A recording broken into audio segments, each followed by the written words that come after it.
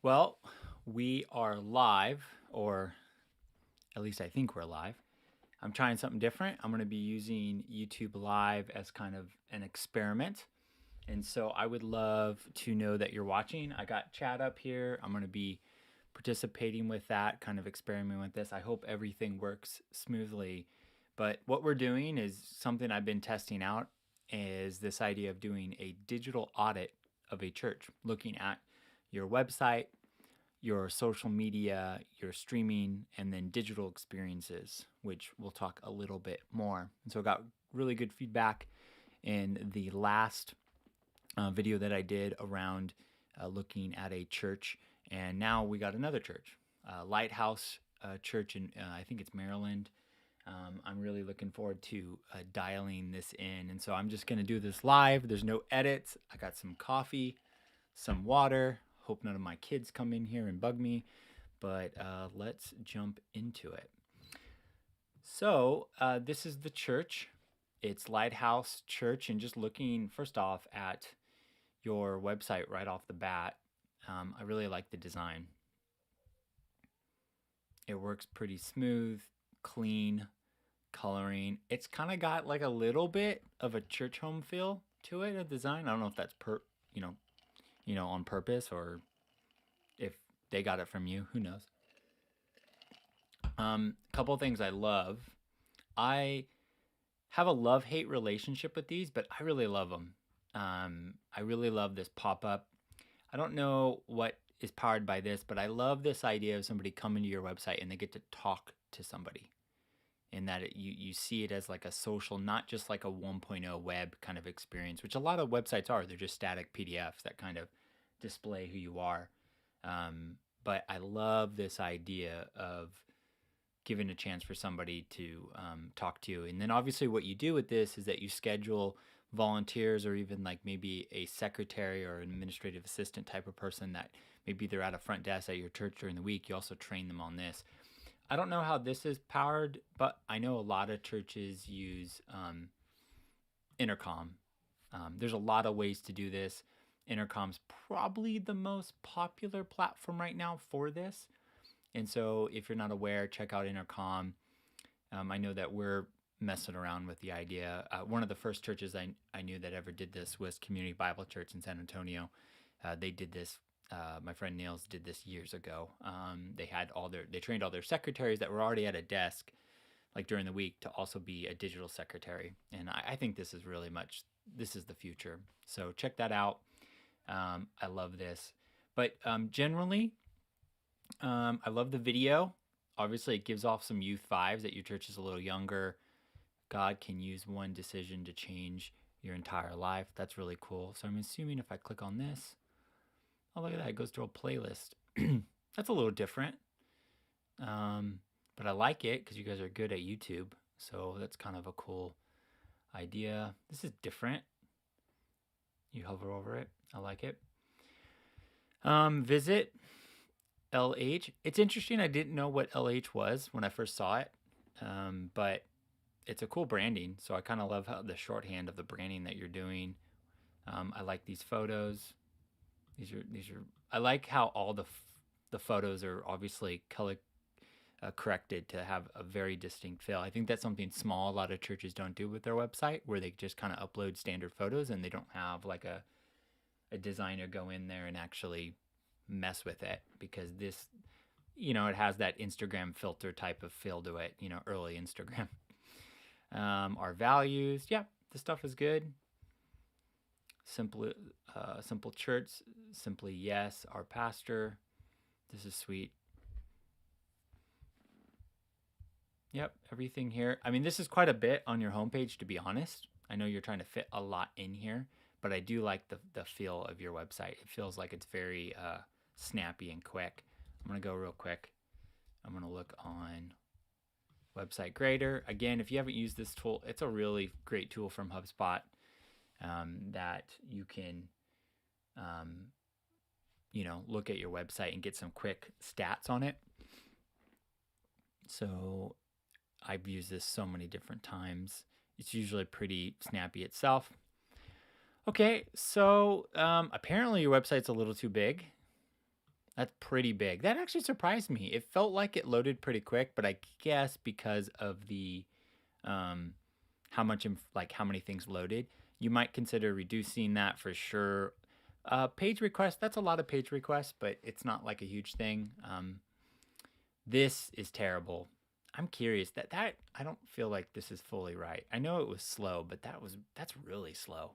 So check that out for sure. It should be a lot snappier. It should, again, they usually say under here like 5.3 seconds is normal. Whenever you're checking out your website, it's important to look at it at a desktop, on your phone, and on a tablet, like an iPad. And just, it's going to have different experiences, but this is not great. So it didn't feel it was that slow, but yeah, everything else, it looks like the back end is handled well. It looks like it's on like a Squarespace, so I would have, maybe it's not, but SEO is pretty standard. This is missing. That's common to miss. Sometimes even the way new websites are structured, they don't always recognize that. Yeah, I was wondering on this, on the mobile view, the snap, like it's going to be hard to understand what this is, because just to have a quote, I think I would check out your mobile view to make sure it has photos of like your people. And it just has this watch now, which obviously that immediately you leave your website, which is kind of unfortunate. You might want to keep them there, or maybe create some experience where you embed those videos a little bit better. The pros and cons of being, growing your YouTube channel versus having a killer website. Security's good. Something a lot of churches aren't thinking about with security is a lot of search engines are prioritizing secure websites. And even in the future, about some of the data capture stuff, it's going to be more important. So it's just, you gotta be aware of this stuff. If you're using any type of standard, website tool like a Wix, a Squarespace, it's going to work. One of the fails of WordPress is you got to keep it up to date. And so, but I really like this website. I like how everything looks. Seems the navigation is pretty easy. I said this in the last thing. One of the things that is hard about websites is I don't always know where you're at. I don't live in your community. I don't know your church like you know your church. So for example, I don't really know where you guys meet. I have to scroll, it looks like, all the way down to understand that you're a church for the Maryland area. And obviously, anyway, so just something to think about. Like if you're a church that's rooted in your community, it might be smart to be a little bit more like we're here. You know what I mean? You might even, like, I know some people, like, they like to put photos of buildings. I remember my church that I came to faith in was like, had this old school, like, Baptist, brick building. And we would put on our flyers. Everybody knew where this church was. And the idea is because you saw it, you knew it. And so here, I think that's my only feedback, because I don't really know where you're located at and have to go to kind of great lengths to find that out. So obviously you have some cool call to actions here. Visit. Yeah, I don't know what's going on here. It looks like one of your fonts is being a little funky with my display, so I would check that out. I'm assuming this is all basic. Yeah, I really like the look of it, and I bet this looks pretty killer on mobile. It's a lot of text, but it is a lot of information. I generally like your feedback, like your navigation. It's quite a bit up there. What's the difference between this online and watch? It might be a little repetitive, kind of cool. Okay, now this design is very familiar. So you're using a template that I've seen. So I'm not up to date on this, but I like that feature. And I like this. Sweet. Okay, generally I like it. It's a little slow. One of my encouragements, to know where you're located at. And I do like this idea of, one of the things about clicking out to YouTube like this is if I click out, I immediately see stuff on YouTube. And this gives off the vibe that you guys are a younger church, that you care about digital.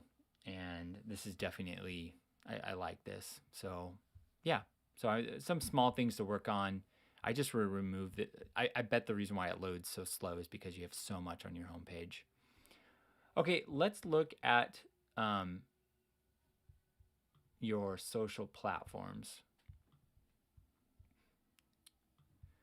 Okay, let's start with Facebook. Yeah, great. You got a header image. One of the things that many do is that they update this via Christmas and then they never update. I actually noticed my church, we had this where like our church's social wasn't up to date. It still had Christmas and it was like all the way into February. So keeping these up to date is very important. Um, this is cool how you use the emoji. This is smart. I don't love hashtags like this anymore on Facebook. I don't think that they serve any purpose. So for sure, I would delete this, and I wouldn't use hashtags like this anymore. Great design. It obviously, you guys have a very continual brand. I could tell you guys take care of that. This is very. This is great that you're responsive to messages. I love seeing that. I was just talking to somebody, a ministry that was doing some ads on Facebook, and they realized that they had a bunch of messages in their inbox and nobody ever responded to them. They had 16 messages, and it's just so terrible when people don't actually like take care of that. For sure, this is cool how you do this. How you have need prayer or questions. You have like you can chat here. I'm assuming this opens up to. Oh, link doesn't work. I wonder. So that's something to check out. I wonder if that is just something for the live service. I'm assuming what happens is sometimes these links only work when it's live, but understand these links do live on, so it's something to think about. It's not impacting a ton of people, but it is. We've worked with our IT team and our web team to kind of set up forward links that kind of work a lot longer. Message notes. Yep. So this is clean. This is kind of cool. People can follow along and then give, of course. But I like that you take time. I don't think enough churches think about the description on Facebook and YouTube, for example. They don't think about this stuff. So obviously you're thinking about it. And I can see you're doing some chatting. 149. So yeah, you got some interaction. So you guys are taking care of business. I like that. So clearly, one of the things with Facebook, you can do this with your page or a group, is definitely trying to create more engaging content, not just using it as a bulletin board. I like to think of, if I have 7 days, only 20% of my posts should be like, hey, come to this event. Hey, watch our service. So if I scroll, Sundays, you see, like you have for example, you have a lot of, it doesn't look like you post a lot here, like anything engaging. So I might think about that, adding more value in some different ways, but it's hard. It's a hard balance. That's definitely where if you had somebody at your church that was very excited about social media, they can kind of unleash it. Something that I think is untapped is really looking at your church membership, your community, and saying, is there anybody really killing it with social media in their own brand or maybe their own company, and saying, hey, can you build a plan for us, and empowering people that way? Obviously, you guys are good at design. It's very clean. You're doing it. I just remove tags and so forth. Twitter, I would be surprised. Not very, yeah, you're not engaging here, which is okay. One of the things to think about, if you're not using a platform like this on your main website, just remove it. You know what I mean? Like I would just remove something. There's nothing. I think a lot of companies and brands have done this where they just launch an Instagram account, and they might have to set up a Facebook to run ads or something, but just remove it. Instagram, again, I love these. What do they call them? They're not thumbnail images. I'm forgetting the name of these, where you can go in and edit this so they all look the same. This is very clean. You're using a link tree, which is cool. Like one of the things, for example, like this is a small thing. I think I mentioned this in the other video, but time zones. Like obviously I know this is Eastern time because I think it was Maryland, and so like obviously you're assuming people are in your community. So, but people landing on this, I might not know at first glance where you're located at. And I think we just need to do more in our design and in our layout to let us know what communities are we located in. Because again, you're in this world and you think that. Yeah, I love, obviously there's a color palette here. If you don't know anything about that there's a whole nother level of Instagram, but color palettes where they use certain colors, clearly you guys are on point. Generally, this is really good. Yeah, one thing is, and I'm curious one thing, paying a lot of attention to is Reels. Yep. It's so crazy. I've been testing out so much with Reels, and if you see the numbers, I find it funny that they launch a new platform, a new tool like this, and it's the one thing you can see views because they're trying to get people to use it. You know, they're saying they're anti-likes because of whatever, but they're, you know, I pay attention. Most of my people see my stuff because of Reels. Definitely Reels are definitely the future. This is cool. Yeah, you guys definitely are good at this. I'm curious. Yep. Okay. Sweet. Yeah, I think it's more vertical video, more engaging content. I think the only feedback is on some of this is that it's just a lot of come to church on Sunday. Hey, come to this event. You know, so how can you use this? You know, the reminder is people are going about their day and they see your content in a stream and you get to add value to them. So don't just say, hey, join a group. Hey, come to church this Sunday. Somehow send a encouraging message. And I would prioritize platforms, you know, just invest in one or two platforms and go all in. I think a lot of churches should be just leaning into Instagram. Um, yeah, see, like, for example, I think one of the things with stories is you can try different things. I like how you're reposting from other accounts, but I think there should be more faces of people and more like short stories and vertical video where you're encouraging them. But generally, I do like it. So, um, okay, the next thing I wanted to look at is I wanted to look at YouTube. Hey everyone, we want Okay, this is cool. You got a trailer. the very first. Again, man, you guys are good at color correcting. Like, you guys have a look to all your videos. It's well done. I'm not as talented in this area. I always have respect for people who are good at this. 10,000 subscribers is pretty well done. Obviously, you got the header image. Consistency across, again, whoever's your Marcom communications person, they're dialed in. Yep, I like these thumbnails. You got the thumbnails. I was just watching something from an interview from somebody who's killing it on YouTube, and they were just talking about how they just had to invest heavy into making their thumbnails well done. So if you're watching this and your church has this, you gotta, one of the things is you just gotta have a design person or somebody think about your thumbnails. It doesn't have to be fancy, but you know, it goes to great, it really does produce a lot if you do it well. Let me see if you got playlists. Yep, you got some playlists. This is smart. And I love the trailer. So if I click on, so the crossroads crossing over, I'm assuming that's Sunday morning because it's Monday, my time.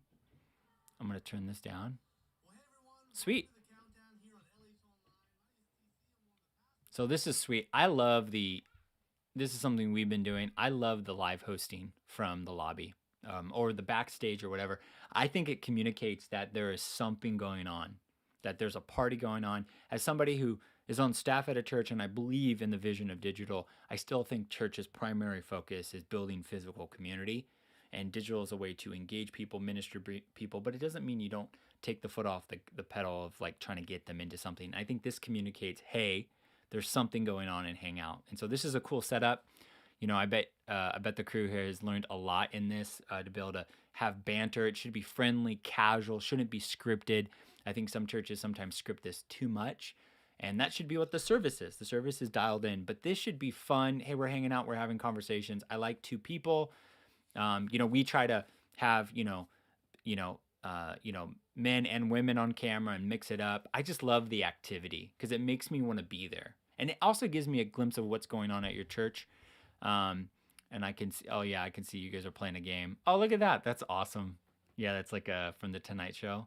I've struggled in this area because we are, I produce this or like I put this together every week and I'm really needing the help of like a real producer to be able to like get creative because we've done it so many weeks now that I'm a little drained. We don't do games or anything like this, but this stuff is cool. Definitely. I want to shout out Church on the Rock. My friend Tommy, he does some really cool stuff. So obviously talking, you got some movement on the camera, got the lyrics up. Obviously good camera work. Yeah, I can kind of tell that your camera is obviously a good camera, but it's struggling. Um, you know, um, I could tell that probably, you know, just knowing your size, like at one point you probably need to upgrade this camera, just seeing the quality that you guys, everything else is high quality. And obviously this is a great camera, but I think at one point probably upgrading that quality will go to a great distance. Oh, I'm curious. The stream continued. Oh, okay. So I bet you guys have this scheduled out in a way. I'm just checking this out. I think, and obviously you came back at the end, which is really good. I like this. I think this is something people miss, that you do want to come back at the end and say hello to people and bye and thanks for watching. It's a really good value add, and you have a chance to contextualize the message for people who are really committed. I definitely think two things. I would limit the amount of your streams are so that you don't have this much extra, or you can actually go in after the stream is over and you can trim it at the end. We do that every week on YouTube, where we actually trim our services because it looks like your service is 2 hours long when it's actually an hour and 23 minutes. So that's something I would consider, going in and trimming it. You can actually trim live videos. It takes some like practicing, but you can do it. I definitely would consider too on your stream titling this more like your church service. So I'm not actually 100% sure. I'm assuming this is your church service, but maybe it's not. I mean, no, it's Sunday, so that would have to be it. Maybe comment if you're watching this and you're from Lighthouse. No, but I would consider titling this like Lighthouse Church, worship service, and then like the speaker have a format so that people know it's church. I don't really know this is church outside it's being streamed from a church on a Sunday. And then, yeah, good. You have descriptions. One of the things to think about is adding chapters. I talked about this in the last video, and I'll bring up an example. So, for example, we brand this like worship service and at my church, and we actually changed this out. So if you click on here, you can actually see we do the message title, and we do worship service, and we do the speaker. And then in here, one of the things I would definitely encourage you to do, because I think the algorithm is prioritizing this, is adding chapters. It's very simple. You can just copy and paste this, and all you do is you do the time codes. And you got to start with 00 at the front. And then you would just do an intro, welcome. It's very basic. But that allows you to have this right here, these chapters. And I think it does a lot. But generally, like your service, I can see it also goes on Facebook. You have good engagement on Facebook, which is really cool. A lot of shares. That's awesome. So, and I could tell it's because you guys host, and I'm not going to watch the whole service, but I could tell you guys are good. I would check out these links, but really good service. Definitely, I might consider upgrading the camera in the worship center. I think I could see it's good, but I think knowing you guys, I think there's probably a worthy investment in the future. Okay. Lastly, I want to look at just experiences. So I've looked at your website. I've looked at social media. One of the things, and I saw this on the last video, some questions and comments kind of popped up, but it was around, what is a digital experience? What does that mean? And the idea here is that, are there chances for people to interact with your church where they can try you out without having to show up physically? And so is there just watch a stream, or is there something, more meatier? So like it might be a membership class, it might be something else. So like if I want to visit here, like let's just get into the mind of a new person. I'm drinking coffee way too late. It's 5:40 my time. But I'm interested in this church, and I just want to see more. I want to see more what you're about. And so the question is, how do I know you're going to offer what I want to offer? Well, now I could watch your whole service, but is there something that I can do? Now, a great experience is this live chat.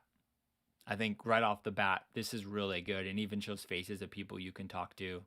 I'm recognizing some people here. This is a great experience. But like, for example, thinking about kids, is there like a parent or kids webinar or something that webinar is a terrible name. But if I go here to connect, and I'm assuming this would be something that I would click on, serve with us, growth track, small, chat. I do love how you feature chat. I think this is cool. Outreach, celebrate recovery.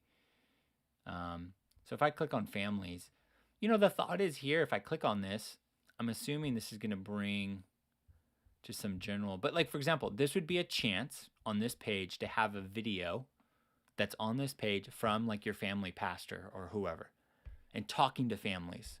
And then maybe they can even message them, or maybe they could take a course about becoming a better parent. I mean, you got to think about your community, but it's not just read and watch something, but interact with it. And so, one of the ways you can do this is a Thinkific course. This is a small way, but you can create a course using Thinkific. We've done this. It's a really cool way.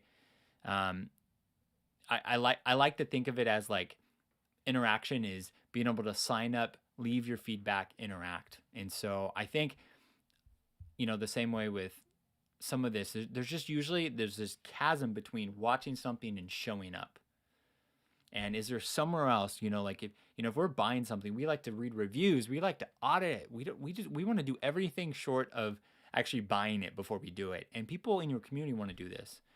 And so thinking about experiences that drive that. So one of the encouragements would be is to encourage every team or every department at your church to create some small experience. An example of this, I can't show it right now because I don't know the link, but our ministry team at our church came out a great idea. And what they did was they used Try Interact, which if you've ever taken those BuzzFeed kind of quizzes, like which Harry Potter character are you or whatever, what you can do is what they did was on their ministry page, instead of like, typically it would be like, show up to this 2.5 hour or 4 hour class to learn what ministry you're in. Well, or sign up below. What they did was they created an interactive quiz using Try Interact, where you select like gifts or like images, like which type of person you are, and then it recommends things. So you actually fill out a quiz, you invest. It's kind of like an Enneagram type of thing, and at the end it recommends ministries, and it's a great type of digital experience. So my encouragement is to maybe have some strategy where you kind of get together the main departments. I think kids, students, groups, for example, you could do like on your groups page, you might have like a quiz, like, what type of person are you? What type of group are you looking for? And you can have a quiz or something where they do something fun and recommend, are you a quiet person where you need this type of group or something. But I think we don't have all the answers for this. I'm not saying that we're doing this great. This is something I'm thinking about, what experiences. And an example I said last week was this idea of Peloton. What they do is, and I know they're struggling right now, but before you buy a bike, you can actually sign up and take the classes and learn more about the community. And I think, again, think about that chasm from showing up on your website to attending in person. How do you bridge that gap? And so you do that with some digital experiences. And I think live chat is a great way. So anyways, I've looked at the website, your streaming, your social media, and digital experiences. Really like what you're doing.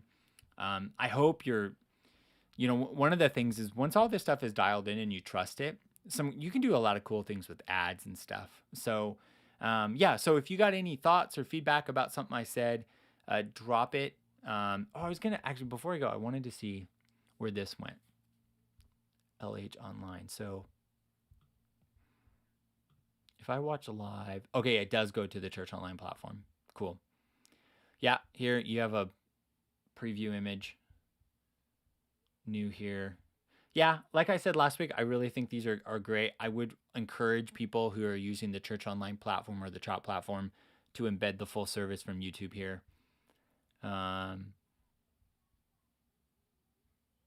Yep, all these look good on demand. That's smart to have that linked up there. Join Facebook group is a cool way to promote that. I think Facebook groups are so important right now. Yeah, I'm curious how, so Easter, is this old? It looks like this might be old, so this needs to be updated potentially, or it's just a story or whatever. But yeah, I would, for example, every week at the end of your service, you just embed the previous, once the services are over, embed the service right there from YouTube.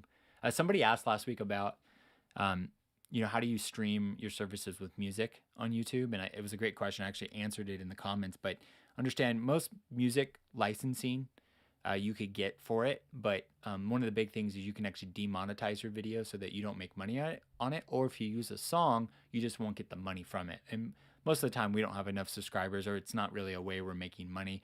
And many churches turn off the ad or the money making part of your YouTube channel, so there's no ads in your service. So I will say it's a little tricky. Sometimes YouTube gets it on somehow and we demonetize most of our videos. But unless if you're like a YouTuber and you make money off of it, we don't want ads running on our YouTube videos. Every once in a while, we have to do some extra work. But yeah, well, thanks for checking out this digital audit. I hope it was helpful. If you got any questions about something I said, or maybe you disagree, comment below. If you want me to audit your church in a video like this, leave a comment below. I'm going to maybe do another live version of this if this gets some good feedback. But okay, well, it's late my time. I'm going to go grab some dinner.